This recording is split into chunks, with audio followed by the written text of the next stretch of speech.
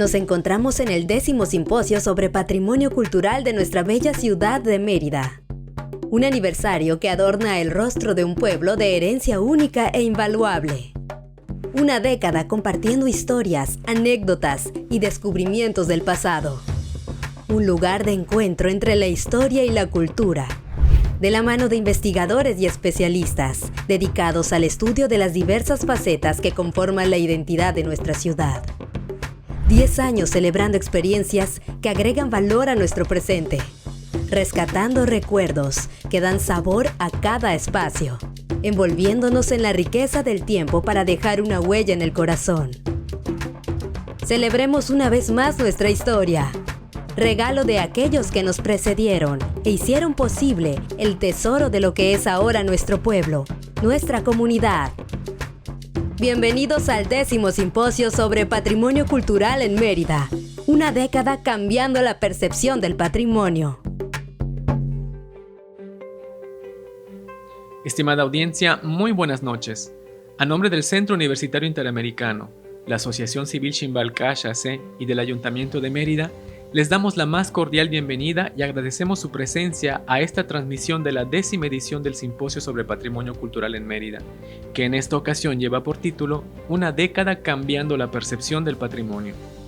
En esta ocasión, nuestro foro virtual se engalana en su 10º aniversario con la voz y opinión de reconocidos especialistas e investigadores de nuestra ciudad, vinculados al ámbito de la arqueología, la antropología social, la arquitectura, la historia, la lingüística, la bibliotecología, el cine y la espeleología, los cuales estarán presentando una serie de conferencias referentes a la investigación, protección y conservación del patrimonio cultural de nuestro municipio a lo largo de una década. Es por ello que les hacemos una cordial invitación para que del 1 al 17 de marzo, en punto de las 7 de la noche, nos acompañen en la transmisión de esta serie de conferencias que seguramente serán de gran interés, aquí, a través del canal de YouTube del Ayuntamiento de Mérida.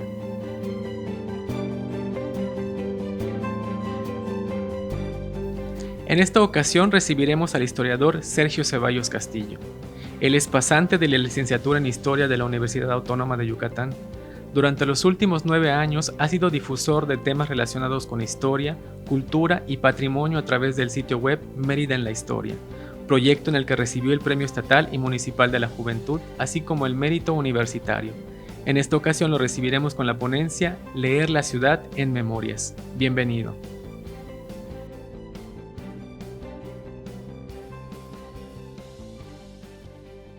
Mi nombre es Sergio Ceballos Castillo y me da mucho gusto formar parte de este 10º Simposio sobre el patrimonio cultural de la ciudad de Mérida. Agradezco la atención que puedan prestarle a estas reflexiones en torno al patrimonio y mi experiencia con él. Estas se las voy a compartir a través de esta ponencia titulada Leer la ciudad. Pues es algo bastante... Lo voy a intentar hacer muy gráfico porque creo que es un tema que se vuelve, pues lo tenemos muy presente, el patrimonio cultural, aunque en el día a día lo vayamos haciendo parte de nuestra cotidianidad y en ocasiones no lleguemos a dejar de simplemente verlo para detenernos a observarlo. Bueno, el centro histórico de la ciudad de Mérida está en constante discusión con el tiempo con el que se va encontrando. Y esto lo tenemos desde el periodo prehispánico, en el que diferentes intervenciones arqueológicas han dado cuenta de la presencia humana en el centro de la ciudad de Mérida. En esta constante discusión se van enfrentando preferencias arquitectónicas que en nuestros tiempos cada vez están más orilladas a buscar la máxima rentabilidad que puede dar un espacio en términos de utilidad económica, ¿no? El centro se le puede leer a través de las capas que se han presentado, a través de los diferentes actores que han tenido presencia en ello, y dan cuenta de los gustos, las necesidades y las ambiciones de estos actores que han tenido presencia, especialmente, todas las épocas casi lo marcan así. Lo que vemos es un reflejo de una élite política, social o económica que va dejando su huella permanente en el tiempo. Me refiero a la élite especialmente porque no puedo evitar pensar que todo aquello a lo que hoy el concepto de patrimonio cultural engloba está ligado a la élite, tanto en la concepción, como pueden ser las casas monumentales que vemos en el centro de la ciudad, en el Paseo de Montejo, en la Avenida Colón, como también en su conservación o destrucción, que también está siempre relacionado. Diferencia es, en cambio, aquellos grupos marginales o vulnerables, como pueden ser los afrodescendientes o las personas en situación de calle, las mujeres en situación de calle, los desvalidos, ¿no? Esto siempre me hace pensar en dos lugares en particular, como puede ser la parroquia de afrodescendientes, que hoy no existe y que nos daría visibilidad tangible de esta población, y también del asilo de mendigos y ancianos que se encontraba en la calle 63 y que, bueno, de existir nos daría también una perspectiva arquitectónica de cómo estos espacios estaban diseñados para estos grupos marginados. Y bueno, estos grupos generalmente no suelen dejar una huella en el tiempo, una huella material. Sin embargo, ahí estuvieron, y creo que es un gran trabajo el que hacen los historiadores cuando logran descubrirlos dentro de los diferentes procesos y diferentes épocas. A pesar de esto, en lo que permanece construido por elección de élites, quedan memorias que se van construyendo en el día a día en estas edificaciones heredadas por el tiempo. La memoria y la historia suelen confundirse porque ambas tienen en común el pasado. La memoria es cómo recordamos las cosas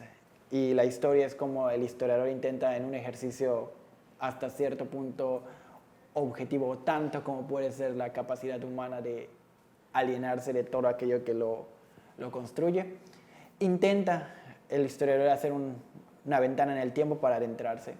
En cambio, la memoria tiene toda esta carga nostálgica, esta carga emocional, esta carga hasta un poco soberbia que llegamos a tener los seres humanos con nuestros propios recuerdos, de llegar a creer que son los únicos, cuando en nuestro pasado existieron muchísimos otros pasados en común que pueden tener experiencias compartidas y también pueden tener experiencias que choquen entre sí. Esto pues, es muy interesante, el choque de memorias que pueden ser entre grupos políticos, religiosos, económicos también. Y bueno, la memoria tiene toda esta carga nostálgica. Bueno, entre estos dos conceptos, porque vienen del pasado, queda sumergido el patrimonio cultural. A lo largo de 10 años que también comparto paralelamente con el desarrollo de este simposio, en el que grandes voces autorizadas han dado reflexiones sobre nuestro patrimonio, también lo comparto en la experiencia que he tenido en redes sociales y cómo la gente entiende las redes sociales y cómo puede ser una ventana para difundir y conocer un poco del patrimonio y también para compartir memorias. Creo que nunca como antes se ha podido democratizar esta capacidad de poder dar a conocer memorias de diferentes grupos y de diferentes perspectivas. Antes era complicado que una persona que no tenía pues, la capacidad económica o capacidad social a veces de poder editar sus libros con memorias, lo hiciese. Hoy en día cualquiera puede escribir en un texto en cualquier red social lo que le ocurrió hace 80, 60 años, y con esta intergeneracionalidad que ha habido cada vez más de diferentes edades que ya participan en las redes, hace más interesante este proceso. Y también lo es interesante también a la medida en la que estas memorias pueden empezar a chocar, precisamente porque ya hay un número diverso y de memorias. No era como antes, que muchas de las cosas que creo que a veces se tienden a repetir como fuente surgen de la memoria de alguien, una sola persona a veces, que lo dejó escrito en un libro, y por esta única memoria que también hay que pasar por un análisis crítico para utilizarla como fuente de la historia. esta única memoria a veces nos legó una sola visión, ¿no? Y hoy podemos tener más visiones del pasado. Creo que esta discusión entre memorias es importante para preservarlas, especialmente en el momento actual del centro histórico, el área patrimonial por excelencia, pero no la única que tiene la ciudad en su concepto también arqueológico, que está pues en distintos puntos del municipio. Bueno, esta zona del centro está atravesando diversos cambios, diversas migraciones, diversos desplazamientos que tienden a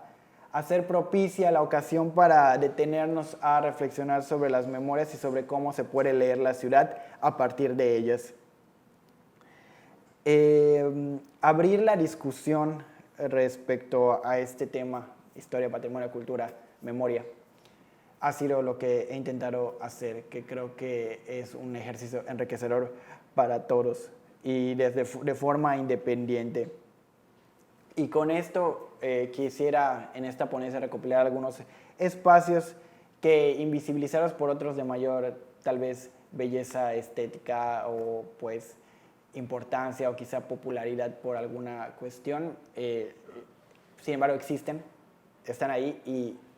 la gente tiene ganas de contar sus memorias, pero pues a veces no se da, no hay los espacios, ¿no? Como puede ser de las colonias periféricas de la ciudad. Recientemente siento, o sea, no solo referirnos a veces a las siempre comentadas, ¿no? La García de Generés o pues estas zonas más céntricas, ¿no? Sino colonias periféricas de mitad del siglo, como puede ser Cordemex, como puede ser la Vicente Solís, como puede ser, bueno, la Jesús Carranza, etc.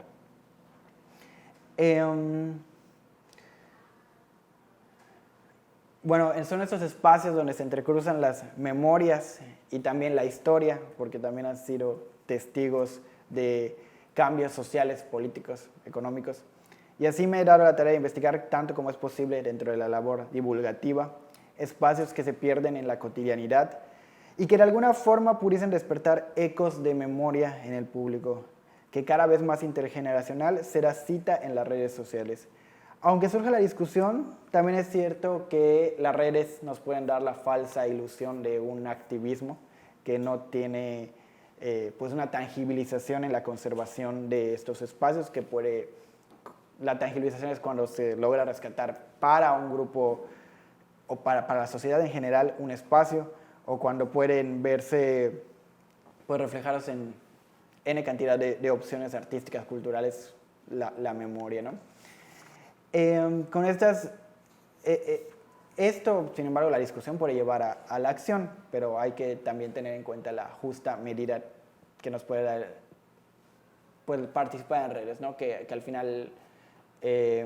puede no llevarse de forma tangible. Y bueno, con ello quiero hacer esta ponencia hablando de estos lugares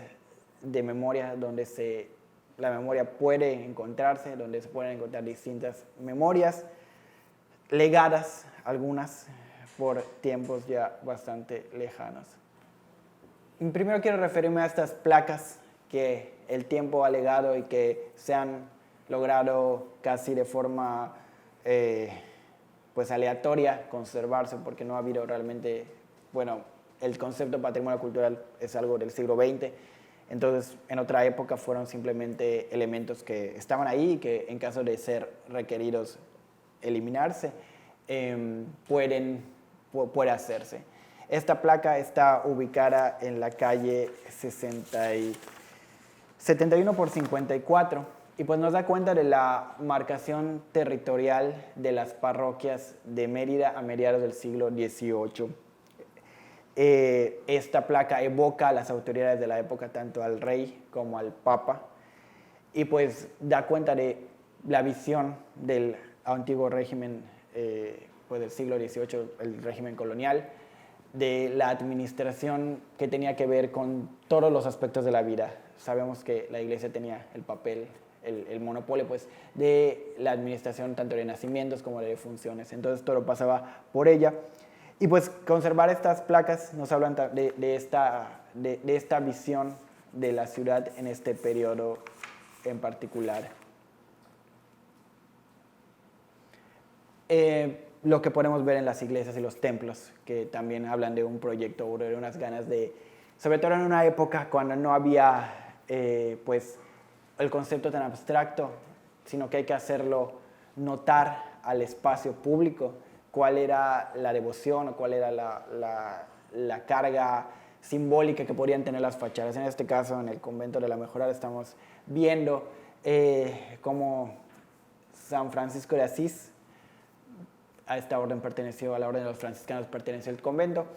está recibiendo los estigmas de Cristo que le hacen pues partícipe del dolor que vivió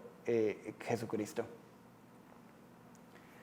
Estas también placas que lamentablemente contemporáneamente se han perdido algunas, arceles para registrar en los 80s, 2 más me parece, lamentablemente hoy quedan 2, que hablan de la nomenclatura del siglo XVIII, de finales del siglo XVIII, y que dividía la ciudad por cuarteles. Esto ya un poco en contraposición de la visión religiosa de los espacios que giraban en torno a la plaza principal, ¿no?, de cada barrio, y que pues estaba ligado directamente con la iglesia. En este rompimiento que buscaba esta nomenclatura era racionalizar el espacio, volverlo algo alejado un poco de la vida religiosa como eje y referencias más orientadas a un análisis racional y científico. Estas placas se encuentra una en la Plaza de San Juan y otra en la Plaza de San Cristóbal y se refieren a los cuarteles, segundo cuartel y tercero. Bueno, la nomenclatura del Segundo Imperio también bastante popular y bastante conocida, pero que pues también es un elemento que nos permite leer el proyecto racional que tenía el imperio, en este caso que está en la 59A, que marcaba el inicio del camino a Cisal, y bueno, otra que se encontraba perdida casi a su suerte en la calle 56 por 63, y que bueno, da cuenta de este proyecto político. No me voy a detener, no porque no sea parte de cómo podemos leer la ciudad, sino porque creo que es un tema un poco ya sobreabordado en el tema de las célebres esquinas de la ciudad, que dan cuenta también de la memoria popular, sobre todo, que han tenido, pues que se ha intentado preservar, que se preservó desde el siglo XVIII, al menos hasta donde está documentado, y que pues en los años ya contemporáneos, 80s, principios de los 90s, se perpetuó con estas famosísimas placas rojas que están en la mayoría de las esquinas del centro histórico. Creo que una forma que nos permite el patrimonio leer también la actividad comercial es a través de estos espacios que conservan todavía esta concepción comercial que tuvieron en su época. En este caso es el edificio de la célebre entonces casa comercial a principios del siglo XX de Enrique Muñoz Aristegui, La Gacela, que todavía se conserva en su fachada, pues las fechas de inicio de operaciones de la casa comercial, 1874, y la construcción que se dio de esta fachada, que fue en 1909. Y así podemos también un poco evocar lo que ocurría con estos personajes, ¿no? En este caso Enrique Muñoz Aristegui, conocido por haber sido pues, gobernador de Yucatán, muy ligado a los designios que pudiese tener el entonces secretario de Fomento y exgobernador de Yucatán, Olegario Molina Solís.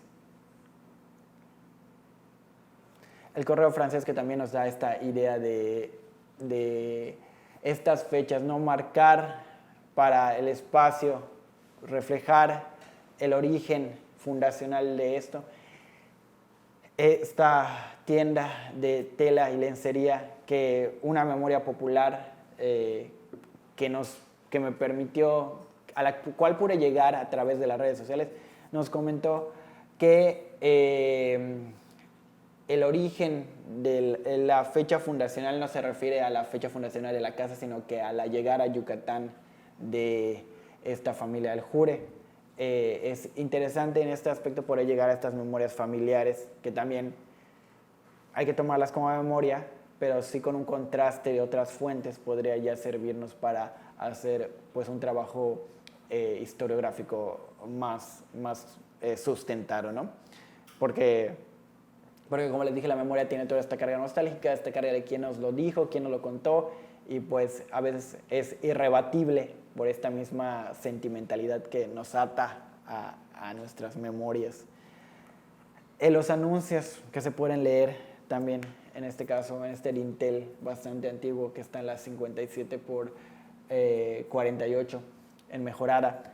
que da cuenta de pues que ahí existió una farmacia, porque en la parte de la acera existe publicidad de esta ruberina que era para aliviar los resfriados el resfriado común, ¿no? Algo muy interesante que me llama la atención es estos monogramas que podemos encontrar en distintas casas, que también tienen que ver con esta cuestión de proyectar al espacio el nombre de una persona en particular o el de una familia, como puede ser en estos casos el de Manuel Casares Escudero, que se encuentra en esta casa morada de San Juan, al frente, las iniciales del nombre, en la casa comercial de Agustín Vales Castillo, que está en la calle 65, que en el pórtico tiene sus iniciales constituidas, y también en la de esta casa de la 59 que estamos viendo detrás de las letras, que en la herrería se encuentra proyectado el nombre, las iniciales MC de Miguel Ceballos. Y pues eso, hacer ver al espacio el nombre en particular que también se reflejaba en las haciendas enequeneras, también se reflejaba en otras muchas casas del centro histórico, y que fue un elemento bastante utilizado por la élite para hacer esta definición de nombres que estaban ligados tanto con un estatus social, un estatus económico y la pertenencia a veces a un grupo en particular. Este es otro monograma que ya es más contemporáneo, que se encuentra en la calle 62, muy cerca del centro de la plaza principal, que da cuenta del estudio fotográfico de Gregorio G. Cantón, y porque en la parte central está leída, está su monograma. Y pues en esta forma de leer la ciudad también podemos encontrarnos con que esta casa fue realizada por la Compañía Urbanizadora de Mérida, que fue una de las grandes constructoras de los años 20, 30 y 40 de la ciudad, y que transformaron bastante la ciudad. Carlos Castillo haciendo el Palacio Municipal, el edificio de la universidad, entre otras obras públicas que realizó. Pues abrir esta lectura de estas casas pues nos puede abrir toda esta historia y esta transformación que tuvo la ciudad en los años 20 de este estilo neocolonial californiano, que bueno, tiene estas cualidades de estas triples ventanas, estos portones que en realidad eran ventanas también, etc. Y bueno, en el tema de los monogramas, que hay muchos monogramas en la ciudad. Creo que el más icónico por el tamaño y el volumen del edificio es el del Palacio Cantón, que vemos las iniciales de Francisco Cantón en cada una en las ventanas, ¿no? Y tiene todo que ver con la trascendencia que este personaje en particular, Francisco Cantón, quería dejar sobre la ciudad. Y a diferencia de muchos contemporáneos suyos de la Guerra de Castas, que intentaron de N o Y manera hacer trascender su memoria, el único que lo logró a través de esta monumental casa fue este personaje, porque lo tenemos pues está muy en el imaginario del meridano, el nombre de Francisco Cantón por su casa. También a través de la nomenclatura que podemos leer, esta nomenclatura del siglo XIX, que yo solamente he encontrado estos dos ejemplos de la numeración. He visto en periódicos que se refieren a la casa número, pero pues no es la numeración que llevamos actualmente. Esta casa está en la 62 y la otra está en la 67, pero pues nos marcan esta 67, esta 33, perdón, Y esta la novena casa, que debe ser una nomenclatura mucho más antigua, incluso por el dintel y por también la calidad del número. Y bueno, en estas lecturas que podemos dar y que eso, creo que todos a veces nos hemos preguntado qué hacía o qué ocurría con estos espacios. En este caso la fábrica de hielo de José de Pau, y por eso tiene este tamaño, porque originalmente era una fábrica de hielo que eventualmente transitó a convertirse en un hotel y en un bar recientemente, ¿no? Pero esta cualidad que nos da las redes sociales de un poco de que nos comparten la memoria que pueden tener de lo que tú viste que funcionó este espacio, y pues un poco luego ya con trabajo de archivo y de hemeroteca se puede pues intentar contrastar para encontrar cómo construir la historia de estos espacios, ¿no? Y de estos personajes. Por ejemplo, este señor que era un inmigrante francés, llegaron a España y luego a Cuba y posteriormente a Yucatán, que también nos hablan estos espacios de esta interrelación que han tenido, que tiene Yucatán con diferentes grupos migratorios. Y también con proyectos políticos. Y me llama mucho la atención, por ejemplo, que yo no he encontrado otras referencias de que se haya escrito sobre esta casa que pues tiene que llamar la atención y le llama la atención a los vecinos de la Vicente Solís, que perteneció a este personaje llamado Maximiliano Medina Zamara, que fue un personaje que hizo la labor de difundir la religión presbiteriana en Yucatán, y que inclusive tuvo una participación muy importante durante la revolución, porque la revolución atrajo algunos de los postulados que pretendía este grupo, ¿no? La temperancia, que era eliminar el alcoholismo de la sociedad porque se consideraba un lastre, y que incluso llegó en un carnaval de Mérida a cancelar la venta de alcohol porque se buscaba esta temperancia, ¿no? Es sumamente interesante poder dar cuenta de estos personajes a través del patrimonio, y que podamos darnos una pequeña sumergida, ¿no? En este periodo y en estos personajes y en estas ideas políticas y en este caso religiosas que este personaje pudo haber tenido. Y también otro personaje religioso que surge y del cual hay memorias. Y me llama mucho la atención porque hay un cronista, Francisco de Montejo Vaqueiro, el que habla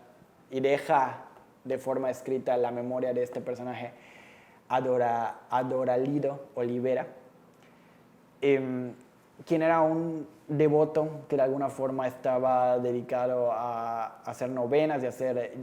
los rezos para las defunciones, etc., y que fue popular entre los años 30 y 40 en la ciudad, y que tiene esta casa bastante notoria en su tamaño y en los detalles, que está en la calle 67, entre 62 y 64. Y que bueno, esta misma interacción de las redes nos ha permitido rescatar estas pequeñas memorias que pues nos permiten un poco construir algo más de este personaje, algo más de lo que un único cronista nos pudo haber dejado de forma escrita. Y por lo mismo, preguntándonos quién podría ser los personajes que en estas casonas habitaron. Un caso pues, que a mí me llama la atención por lo que tiene que ver con el patrimonio y los acervos es esta casa Villa Mercedes, que también existió una Villa Mercedes en donde está el hotel que lleva ese nombre. Pero esta casa que está en la calle 10, en la avenida Colón entre 10 y 12, que fue residencia de Pedro Guerra, que es este famoso y conocido fotógrafo del cual se conserva su registro fotográfico en la fototeca que lleva su nombre, y que bueno, aquí habitó, y que inclusive la casa que llevaba el nombre de Villa Mercedes en honor a su señora y también a su hija, porque tenían el mismo nombre. Y esto suele pasar mucho, y también es otra lectura que se puede hacer de las casas, ¿no? Estos nombres que vemos de Villa Beatriz, Villa Mira, que son estas casas de principalmente Paseo de Montejo y la Avenida Colón, pero pues tienen esta carga de que eran bautizadas en honor a la hija menor. Pues es esta alusión a la mujer de una forma, pues como la matriz del hogar, ¿no? Es muy interesante también cuando cambian de nombre, por ejemplo, por el cambio de dueños y se ya asigna a otro en búsqueda de, pues eso, rendir honor a la hija.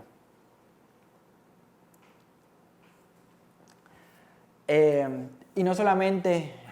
pues estos personajes, sino también gremios de diferentes, bueno, en este caso, de fotógrafos, han querido relegar al futuro memorias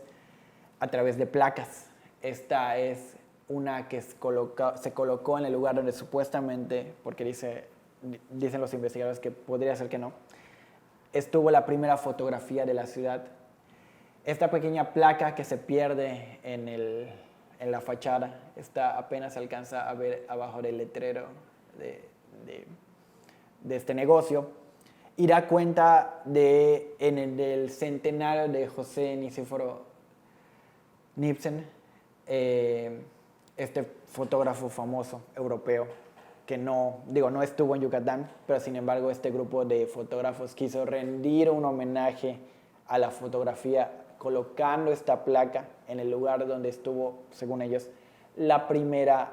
fotografía que hubo en Mérida. Este grupo de admiradores decidieron hacer esto, ¿no? Y pues esta placa también es otra de las que casi de forma aleatoria el tiempo ha permitido conservar, porque como vemos no pasa muy advertida. Y pues digo, en esta interrelación de memorias podemos leer estas fachadas que también dan cuenta de las cornisas, de las columnas y pues del pórtico en general, ¿no? En este caso, esta casa que perteneció a un grupo a unos hermanos novelopuerto originarios de Motul, y que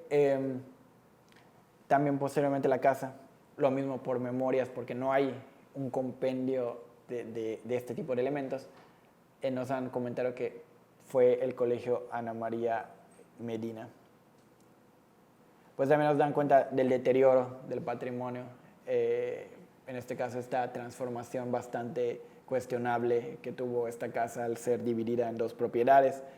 y que bueno, ya nos comentaron también a través de memorias quiénes fueron los dueños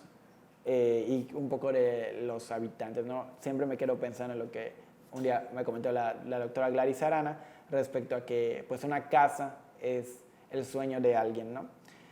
E inevitablemente vamos a tener que, para entender la casa, vamos a tener que llegar a quién fue el dueño para intentar hacernos una idea de su contexto, de su situación social, económica, política. Bueno, en este caso, no en este caso en particular hay como que una gran relación entre el personaje y la casa, pero sí es muy interesante llegar a esas conclusiones. O también la compañía que las fabricó, y en esta cuenta del deterioro del patrimonio, pues esta casa que está en la avenida Cupules, en la cruce con la 60, y que también da cuenta de pues el deterioro, esta casa que fue construida en los años 30 y que tampoco ha podido, bueno, en la interrelación de redes sociales, en este diálogo, no hemos podido realmente hallar como que más información respecto a ella. Muchas veces cuando me preguntan la historia de una casa, como que siempre pues se liga a veces, o creo que muchas veces, a cuestiones con actividades paranormales, que no es el caso, al menos de mi interés,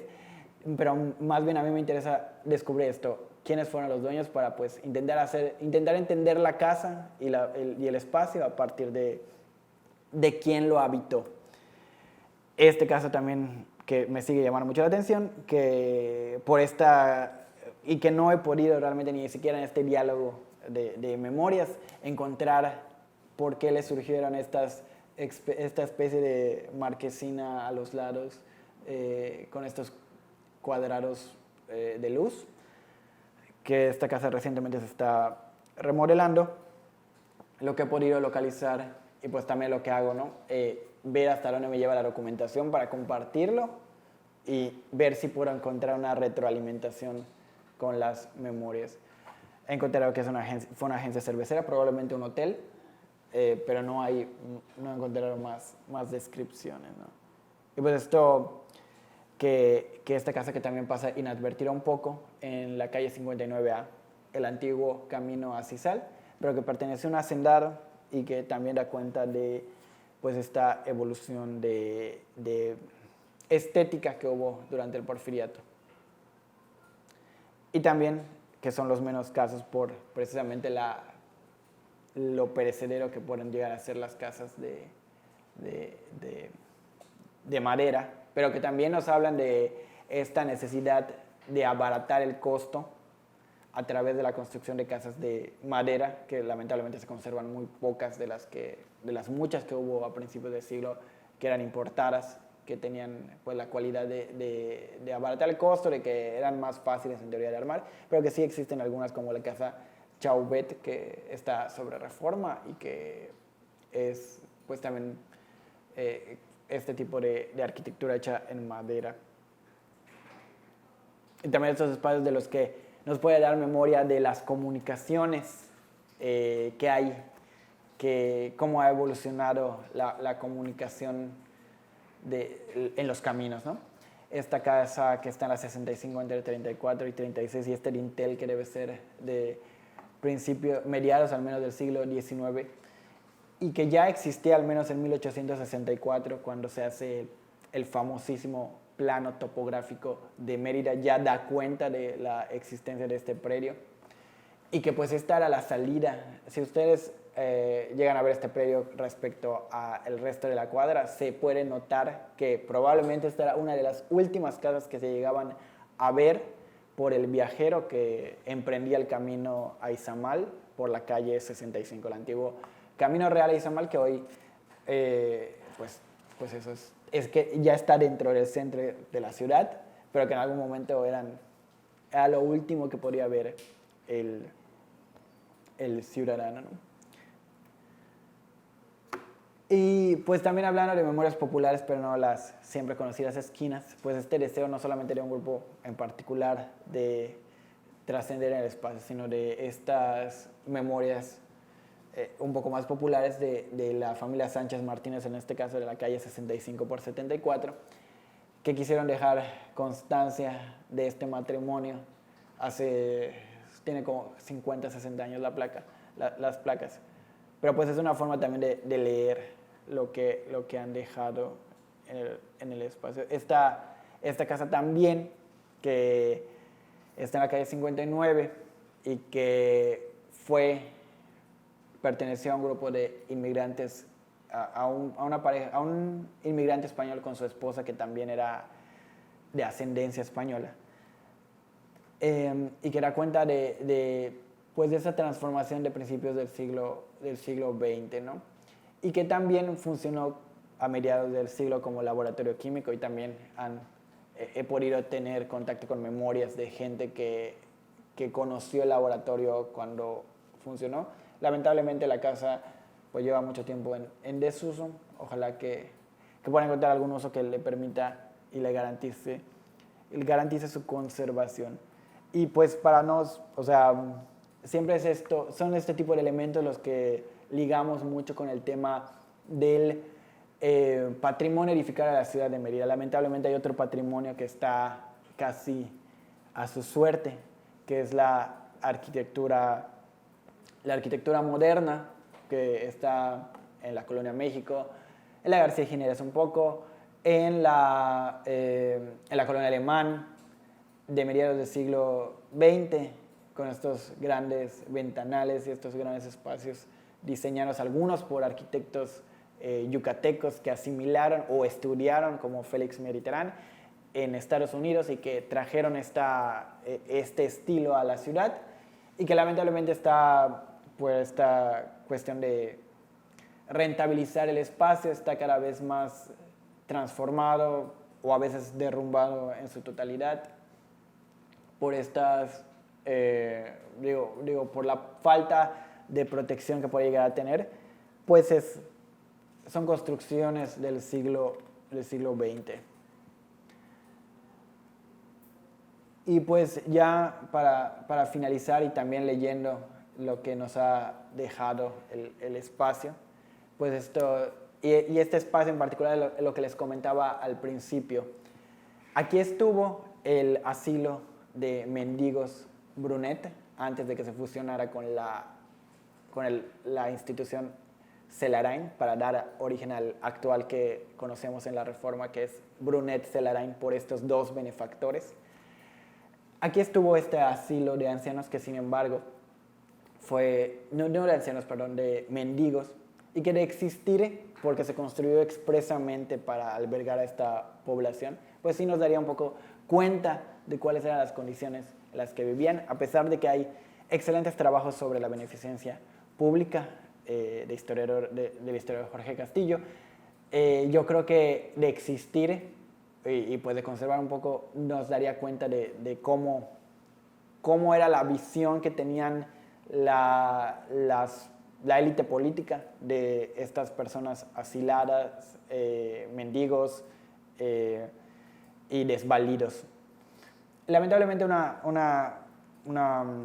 creciente que tuvo y una pérdida importante que tuvo el patrimonio de la ciudad fue en los años 70, muy marcadamente los 70, donde se privilegió el uso de estacionamientos para albergar la creciente población de autos que tenían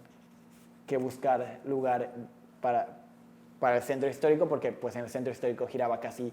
la vida comercial hasta los años 70, finales de los 70, que empiezan a migrar a las plazas comerciales que pretendían precisamente convertirse en un nuevo polo alejado del centro. Bueno, esta necesidad de buscar estacionamientos hizo que se perdieran gran cantidad de edificaciones. La más importante, creo yo, sin duda alguna, la pérdida del Hospital Convento de San Juan de Dios, que está enfrente de la catedral. Luis Ramírez Aznar escribe en un artículo en los años 80 que han convertido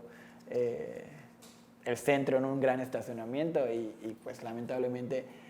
es una constante en varios predios que ya cuando existía legislación que los debió proteger, lamentablemente no actuó como debería por N cantidad de motivos, ¿no? Y pues ahí hay un texto, hay algo que leer, ¿no? Este cambio en el centro de la ciudad, esta búsqueda de rentabilizarlo a través de estacionamientos, que nos puede gustar más o menos, pero pues es la huella que se quedó. Y no solamente San Juan de Dios, la pérdida del Olimpo original, precisamente para dar paso a un estacionamiento, pues es otra de las constantes que hubo durante esta época. Pero realmente quisiera terminar con este apunte de pues, la importancia que tiene sobre todo para el habitante de Mérida, estar en constante pregunta sobre el patrimonio que nos rodea, ¿no? Y creo que esta actividad del simposio ha apoyado a esta labor. Creo que tenemos los interesados que buscar las formas en hacerle llegar esta información a diversos públicos, aunque no es la idea que todos sean expertos ni en historia, ni en arqueología, ni en patrimonio, pero pues que podamos entenderlo y podamos saber qué hay y cuál es el patrimonio que nos rodea y cuál es la importancia de conservarlo. Y también que estas memorias que construimos todos, pues nos permiten hacer una apropiación con estos espacios. O sea, por ejemplo, pues lamentable es que San Juan de Dios, la capilla del Rosario, permanezca cerrada y que ahora, aunque esté ahí en el centro de la ciudad, ya nadie tiene una memoria con este espacio porque lleva cerrado aproximadamente 20 años, ¿no? Entonces, Pues con esto quisiera cerrar. Agradezco mucho la atención que hubiesen dado a estas reflexiones en torno al patrimonio. Espero que les haya gustado. Mi nombre es Sergio Ceballos Castillo y espero verlos pronto.